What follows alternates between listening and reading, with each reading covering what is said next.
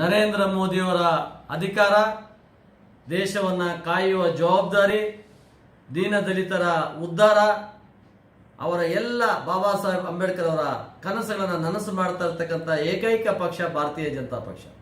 ನರೇಂದ್ರ ಮೋದಿಯವರು 24 ಗಂಟೆಗಳಲ್ಲಿ 18 ಗಂಟೆಗಳ ಕಾಲ ನಿರಂತರವಾಗಿ ತಮ್ಮ ಸೇವೆಯನ್ನು ಮುಂದುವರಿಸಿದ್ದಾರೆ. ದೇಶದ ಜನ ಇವತ್ತು ಮೋದಿ ಮೋದಿ ಮೋದಿ ಮೋದಿ ಅಂತ ಕೂಗಾಡ್ತಾ ಇದ್ದಾರೆ. ಮನೆಯಲ್ಲಿ ಮೋದಿ ಆಗಿದ್ದಾರೆ. ಇವತ್ತು 3 ವರ್ಷದ ಮಗು, 99 ವರ್ಷದ ನಮ್ಮ ಹಿರಿಯ ಅಜ್ಜಿ ಇವತ್ತು ಮಾತಾಡ್ತಾ ಇದ್ದಾರೆ, ಮೋದಿಯವರನ್ನ ಗೆಲ್ಲಿಸಬೇಕು, ಮೋದಿಯವರನ್ನ ಗೆಲ್ಲಿಸಬೇಕು, ಮೋದಿಯವರು ದೇಶಕ್ಕಾಗಿ ಭದ್ರತೆ ಕೊಡ್ತಾ ಇದ್ದಾರೆ, ದೇಶದ ರಕ್ಷಣೆ ಮಾಡ್ತಾ ಇದ್ದಾರೆ, ದೇಶವನ್ನು ಸಮಗ್ರವಾದ ಅಭಿವೃದ್ಧಿಯನ್ನು ಮಾಡ್ತಾ ಇದ್ದಾರೆ, ಅವ್ರಿಗಾಗಿ ನಾವಿದ್ದೇವೆ ಅಂತಕ್ಕಂಥ ಮಾತನ್ನು ಹೇಳ್ತಾರೆ. ಆದರೆ ಬಂಧುಗಳೇ, ನಾನು ಕೋಲಾರ ಲೋಕಸಭಾ ಕ್ಷೇತ್ರದ ವಿಷಯದಲ್ಲಿ ನಾನು ಮಾತಾಡ್ತಾ ಇದ್ದೇನೆ. ಕೋಲಾರ ಲೋಕಸಭಾ ಕ್ಷೇತ್ರದಲ್ಲಿ ನಮ್ಮ ಭಾರತೀಯ ಜನತಾ ಪಕ್ಷದ ಅಭ್ಯರ್ಥಿ 100ಕ್ಕೆ 100 ಗೆಲ್ತಾರೆ. ಅವರು ಗೆಲ್ಲಬೇಕಾದ್ರೆ ನಮ್ಮದು ಒಂದು ನೋವು ಇರೋದು, DS ವೀರಯ್ಯನವರು ಪಕ್ಷೇತರ ಅಭ್ಯರ್ಥಿಯಾಗಿ ಬಂಡಾಯ ಅಂತ ಹೇಳ್ಕೊಳ್ತಕ್ಕಂಥ ಒಂದು ಅಭ್ಯರ್ಥಿಯಾಗಿ ಘೋಷಣೆ ಮಾಡ್ಕೊಂಡಿದ್ದಾರೆ. ಅವರು ನಾಮಪತ್ರ ಸಲ್ಲಿಸಿದ್ದಾರೆ. ನಾಮಪತ್ರ ಸಲ್ಲಿಸಿದರೆ ವೀರಯ್ಯನವರೇ, ದಯಮಾಡಿ ಯೋಚನೆ ಮಾಡಿ. ತಮಗೆ ಈ ಪಕ್ಷ ಎಲ್ಲವನ್ನ ಗುರುಸಿದೆ. ತಾವು ಸಿಂಡಿಕೇಟ್ ಬ್ಯಾಂಕ್ ಎಂಪ್ಲಾಯ್ ಆಗಿದ್ರಿ, ತಮ್ಮನ್ನು ಕರೆದು ಬಂದು 2 ಸಾರಿ MLC ಮಾಡಿದ್ದಾರೆ ಯಡಿಯೂರಪ್ಪನವರು ನಿಮಗೆ ಎಲ್ಲವನ್ನ ಕೊಟ್ಟಿದ್ದಾರೆ. ಕಾರಣ ಏಕೆಂದರೆ ಒಬ್ಬ ಹಿರಿಯ ನಾಯಕ, ದಲಿತ ಮುಖಂಡ ಅಂತ. ಆದರೆ ನೀವೇನು ಮಾಡ್ತಾ ಇದ್ದೀರಿ?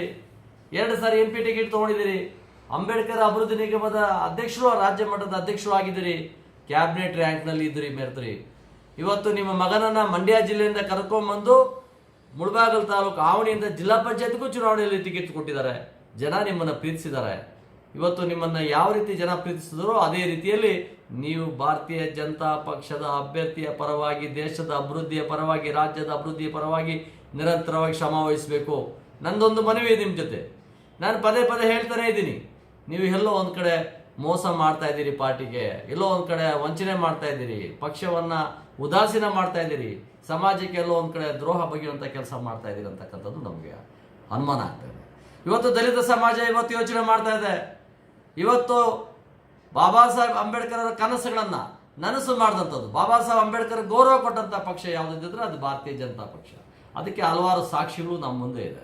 ಆದರೆ ನಾನು ಒಂದು ಇವತ್ತು ನಿಮಗೆ ಕೊನೆಯದಾಗಿ ಹೇಳ್ತಕ್ಕಂಥದ್ದು, ತಾವು ಏನು ನಾಮಪತ್ರವನ್ನು ಸಲ್ಲಿಸಿದಿರಿ, ನಾಮಪತ್ರವನ್ನು ಕೂಡಲೇ ತೆಗೆದುಕೊಳ್ಳಿ. ನಮ್ಮ ಮನವಿ, ನಿಮಗೆ ಒತ್ತಾಯ ಮಾಡೋದಿಲ್ಲ, ನಿಮಗೆ ಸ್ವತಂತ್ರ ಇದೆ, ನಿಮ್ಮ ಸ್ವತಂತ್ರ, ನೀವು ಅರ್ಜಿ ಹಾಕಿದ ಬಗ್ಗೆ ನನ್ನ ವಿರೋಧ ಇಲ್ಲ. ಆದರೆ ಪಕ್ಷದಲ್ಲಿ ಎಲ್ಲವನ್ನೂ ಪಡೆದ ನೀವು ಪುನಃ ನೀವು ಪಕ್ಷಕ್ಕೆ ದ್ರೋಹ ಬಗೆಯತಕ್ಕಂಥ ಕೆಲಸವನ್ನು ಮಾಡಬೇಡಿ. ನನ್ನ ಮನವಿ, ನನ್ನೊಬ್ಬನ ಮನವಿ ಅಲ್ಲ, ನನಗೆ ದಿನ 1000 ಫೋನ್ ಬರುತ್ತೆ. ವೀರೇಂದ್ರವ್ರಿಗೆ ಹೇಳಿ ಅವ್ರು ವಿತ್ಡ್ರಾ ಮಾಡಿಸಿ, ಪಕ್ಷದಲ್ಲಿ ಎಲ್ಲ ತಿಂದು ಇವತ್ತು ಯಾಕೆ ಈ ರೀತಿ ಮಾಡ್ತಾ ಇದ್ದಾರೆ ಅಂತಕ್ಕಂಥ ಮಾತನ್ನು ನನಗೆ ಹೇಳ್ತಾರೆ. ನಾನು ಏನು ಉತ್ತರ ಕೊಡೋದು?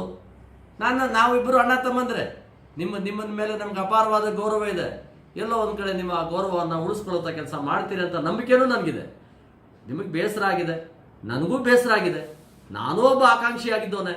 ನಾನು ಭಾರತೀಯ ಜನತಾ ಪಕ್ಷದಲ್ಲಿ ಇವತ್ತು ಸಕ್ರಿಯವಾಗಿ ಬಾಬಾ ಸಾಹೇಬ್ ಅಂಬೇಡ್ಕರ್ ಆಲೋಚನೆಗಳನ್ನು ಕ್ರೋಢೀಕರಿಸಿ ಇವತ್ತು ದಲಿತ ಸಮಾಜಗಳನ್ನು, ಸಂಘಟನೆಗಳನ್ನು ಭಾರತೀಯ ಜನತಾ ಪಕ್ಷಕ್ಕೆ ತರ್ತಕ್ಕಂಥ ಒಂದು ದೊಡ್ಡ ಜವಾಬ್ದಾರಿಯನ್ನು ನಾನು ಹೊತ್ತಿದ್ದೇನೆ. ಆದರೆ ನಾವೆಲ್ಲ ಇಬ್ಬರು ಒಟ್ಟಾಗಿರಬೇಕು. ನನಗೆ ಟಿಕೆಟ್ ಸಿಗಲಿಲ್ಲ, ನಾನು ಬೇಸರ ಮಾಡ್ಕೊಳ್ಳಲ್ಲ. ನಿಮಗೆ ಸಿಗಲಿಲ್ಲ, ಬಿಡಿ, ಮತ್ತೊಂದು ಅವಕಾಶ ಎಲ್ಲೋ ಹುಡ್ಕೊಂಬರುತ್ತೆ. ಎಲ್ಲ ಅವಕಾಶಗಳು ನಾವೇ ಪಡ್ಕೊಂಡು ತಿನ್ನಬಾರ್ದು. ನಮ್ಮ ಅಣ್ಣ ತಮ್ಮಂದ್ರು ಕೆಳಗಡೆ ಇದ್ದಾರೆ, ಅವ್ರಿಗೊಂದು ಅವಕಾಶ ಹೋಗಲಿ ಅಂತಕ್ಕಂಥ ಮಾತನ್ನು ನಾವು ಯೋಚನೆ ಮಾಡಬೇಕು. ವೀರೇನವರೇ, ಇವತ್ತು ಅಂತಿಮವಾಗಿ ನಾನು ಮತ್ತೊಂದು ಸರಿ ನಾನು ನಿಮಗೆ ಹೇಳೋದಿಲ್ಲ, ಇದು ಕೊನೆಯ ನನ್ನ ಮಾತು. ಇವತ್ತು ಭಾರತೀಯ ಜನತಾ ಪಕ್ಷ ನಿಮಗೆಲ್ಲ ಅವಕಾಶಗಳನ್ನು ಕೊಟ್ಟಿದೆ. ನೀವು ಪಡ್ಕೊಂಡಿರ್ತಕ್ಕಂಥ ಎಲ್ಲ ಅವಕಾಶಗಳನ್ನು ಸರಿಯಾದ ರೀತಿಯಲ್ಲಿ ಜನಕ್ಕೆ ಹೋಗಲಿ. ಇವತ್ತು ದಲಿತ ಸಮಾಜ, ಇವತ್ತು ಹಿಂದುಳಿದ ಸಮಾಜಗಳು, ಇವತ್ತೇನು ಕಾಂಗ್ರೆಸ್ ವೋಟ್ ಬ್ಯಾಂಕ್ ಮಾಡ್ಕೊಂಡು ನಮ್ಮನ್ನು ಬಲಿ ಕೊಡ್ತಾ ಇದ್ವೋ, ಆ ವೋಟ್ ಬ್ಯಾಂಕ್ ಬಲಿಗೆ ನಾವು ಅವಕಾಶ ಕೊಡೋದು ಬೇಡ. KH ಮುನಿಯಪ್ಪನವರು 7 ಸಾರಿ ನಿಂತು ಗೆದ್ದಿದ್ದಾರೆ. 8ನೇ ಸಾರಿ ಅವರನ್ನು ಸೋಲಿಸಬೇಕು. ಆ ಕೆಲಸವನ್ನು ನಾವು ಮಾಡಲೇಬೇಕಾಗ್ತದೆ. ನಾವು ಮಾಡೋದಲ್ಲ, ಇಡೀ ಕ್ಷೇತ್ರದ ಜನ ಪಕ್ಷಾತೀತವಾಗಿ ಜನತಾದಳ, ಕಾಂಗ್ರೆಸ್, ಪಕ್ಷೇತರ ವ್ಯಕ್ತಿಗಳು ಎಲ್ಲರೂ ಕ್ಷೇತ್ರದ ಗೌರವಾನ್ವಿತ ಮತದಾರರು ತೀರ್ಮಾನ ಮಾಡಿದ್ದಾರೆ, KH ಮುನಿಯಪ್ಪನ ಈ ಬಾರಿ ಸೋಲಿಸಬೇಕು. KH ಮುನಿಯಪ್ಪನ ಸೋಲಿಸಬೇಕು ಅಂದಾಗ ನಮ್ಮಲ್ಲಿ ಎಲ್ಲೋ ಒಂದು ಕಡೆ ಅಪಸ್ವರ ಹೇಳ್ತಕ್ಕಂಥದ್ದು ಬೇಡ. ವೀರೇನವರು ನಿಂತರು, ಅದರಿಂದ BJPಗೆ ತೊಂದರೆ ಆಯಿತು ಅನ್ನೋ ಭಾವನೆ ನಿಮಗೆ ಕೆಟ್ಟ ಹೆಸರು ತಗೋಬೇಡಿ. ನೀವು ಸಕ್ರಿಯವಾಗಿ BJP ಜೊತೆಗೆ ಇರಿ ಅಂತ ನನ್ನ ಒಂದು ಮನವಿ. ಜೊತೆಗೆ ನೀವು ಎಲ್ಲೋ ಒಂದು ಕಡೆ ಮನಸ್ಸು ಬದಲಾಯಿಸ್ಕೊಳ್ತೀರಾ, ಈ ಸಮಾಜಕ್ಕಾಗಿ ದುಡಿದೆ ಅಂತ ಕೆಲಸ ಮಾಡ್ತೀರಿ. ಇವತ್ತು ಯಡಿಯೂರಪ್ಪನವರು ನಿಮಗೆ ಸಕಲ ಗೌರವಗಳನ್ನು, ಸಕಲ ಒಂದು ಅಧಿಕಾರಗಳನ್ನು ಕೊಟ್ಟಿದ್ದಾರೆ. ಆ ಅಧಿಕಾರಗಳನ್ನ ತಿಂದು ಮನೆಗೆ ದ್ರೋಹ ಬಗೆಯೋ ಕೆಲಸ ಮಾಡಬೇಡಿ ವೀರೇನವರೇ. ನೀವು ಮಂಡ್ಯದಿಂದ ಬಂದು ನೀವು ಕೋಲಾರದಲ್ಲಿ ನಿಂತರೂ ಜನ ಪ್ರೀತಿಯಿಂದ ನಿಮ್ಮನ್ನು ಅಪ್ಕೊಂಡಿದ್ದಾರೆ, ಜನ ಓಟ್ ಹಾಕಿದ್ದಾರೆ, ನಿಮಗಾಗಿ ಅಭಿಮಾನ ತೋರಿಸಿದ್ದಾರೆ. ಆದರೆ ಇವತ್ತು ನೀವು ಮಾಡ್ತಾ ಇರ್ತಕ್ಕಂಥ ವಿಧಾನ ಎಲ್ಲೋ ಒಂದು ಕಡೆ ಸಮಾಜಕ್ಕೆ ದ್ರೋಹ ಆಗುವಂಥ ಕೆಲಸ ಆಗ್ತಾ ಇದೆ. ಆ ಕೆಲಸ ಆಗಬಾರ್ದು. ದಯಮಾಡಿ ಈ ಸಮಾಜಕ್ಕೆ ಒಂದು ಪ್ರತ್ಯೇಕವಾದ ಗೌರವ ಇದೆ. ಬಾಬಾ ಸಾಹೇಬ್ ಅಂಬೇಡ್ಕರ್ ಅವರು ದೇಶದ ಮೊದಲ ಕಾನೂನು ಮಂತ್ರಿ ಆಗಿದ್ದಾಗ ಅವರು ದೇಶದ ಹೆಣ್ಣು ಮಕ್ಕಳ ಪರವಾಗಿ ಹಿಂದೂ ಕೋಡ್ ಬಿಲ್ ತರೋ ಪ್ರಯತ್ನ ಮಾಡಿದ್ರು. ಅವತ್ತು ಹಿಂದೂ ಕೋಡ್ ಬಿಲ್ ಪಾಸ್ ಆಗಲಿಲ್ಲ ಅನ್ನೋ ಒಂದು ಕಾರಣಕ್ಕೆ ಯಾವ ಹೆಣ್ಣು ಮಕ್ಕಳಿಗಾಗಿ ಕಾನೂನು ಮಾಡ್ಲಿಕ್ಕೆ ಆಗದೆ ಇರತಕ್ಕಂಥ ಕಾನೂನು ಮಂತ್ರಿಯಾಗಿ ಒಂದು ಕ್ಷಣ ಇರೋದಿಲ್ಲ ಅಂತ ರಾಜೀನಾಮೆ ಕೊಟ್ಟು ಈಚೆ ಬಂದರು. ಆ ಒಂದು ಗೌರವಾನ್ವಿತ ಮನತನದ ವ್ಯಕ್ತಿಗಳಾಗಿ, ಈ ಸಮಾಜದ ಬದಲಾವಣೆಗಾಗಿ, ಬಾಬಾ ಸಾಹೇಬ್ ಅಂಬೇಡ್ಕರ್ ಆಲೋಚನೆಗಳು ಇನ್ನಷ್ಟು ಅಭಿವೃದ್ಧಿ ಆಗೋದಕ್ಕಾಗಿ, ಬಾಬಾ ಸಾಹೇಬ್ ಅಂಬೇಡ್ಕರ್ ಕೊಟ್ಟಂಥ ಮೀಸಲಾತಿಯನ್ನು ಒಂದು ಬಲಿತ ವರ್ಗ ತಿಂತಾ ಇರೋದನ್ನ ತಪ್ಪಿಸ್ಬೇಕಾದ್ರೆ ನರೇಂದ್ರ ಮೋದಿ ಅಂತ ದೊಡ್ಡ ನಾಯಕ ಇವತ್ತು ಪ್ರಧಾನಮಂತ್ರಿ ಆಗಲೇಬೇಕು, ಆಗ್ತಾರೆ. ನೀವು ದಯಮಾಡಿ ನಿಮ್ಮ ಗೌರವ ಕಳೆದುಕೊಳ್ಬೇಡಿ. ಬ್ಲ್ಯಾಕ್ ಮೇಲ್ ತಂತ್ರ ಮಾಡೋಕ್ಕೆ ಹೋಗಬೇಡಿ. ನಾನು ಬ್ಲ್ಯಾಕ್ ಮೇಲ್ ಮಾಡಿ ನಾನೇನೋ ನನ್ನ ಹತ್ರ ಬಂದು ಮತ್ತೆ ನನಗೆ ಆಶ್ವಾಸನೆ ಕೊಡ್ತಾರೆ, ನನಗೆ ಅದು ಮಾಡ್ತಾರೆ ಇದು ಮಾಡ್ತಾರೆ ಅನ್ನೋ ಚಿಂತೆ ಬಿಡಿ. ಯಾವುದೇ ಬೇಷರತ್ತಿಲ್ಲದೆ ನೇರವಾಗಿ ಪಕ್ಷದ ಜೊತೆಯಲ್ಲಿ ಸಂಪರ್ಕಕ್ಕೆ ಬರಬೇಕು ಅಂತ ನಾನು ಮನವಿ ಮಾಡ್ಕೊತೀನಿ. ಇಷ್ಟನ್ನು ಕೇಳಿದಂಥ ನೀವು ನಮ್ಮ ಮಾತಿಗೆ ಗೌರವ ಕೊಡ್ತೀರಂತ ನಾನು ಭಾವಿಸಿದ್ದೇನೆ.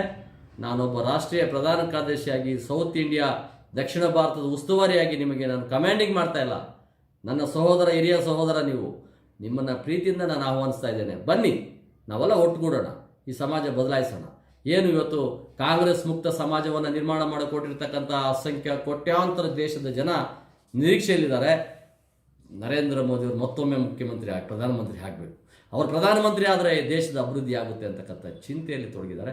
ದಯಮಾಡಿ ಬನ್ನಿ ವೀರೇನವರೇ, ಮತ್ತೊಂದು ಸರಿ ನಿಮ್ಮನ್ನು ನಾನು ಪ್ರೀತಿಯಿಂದ ಆಹ್ವಾನಿಸ್ತೇನೆ.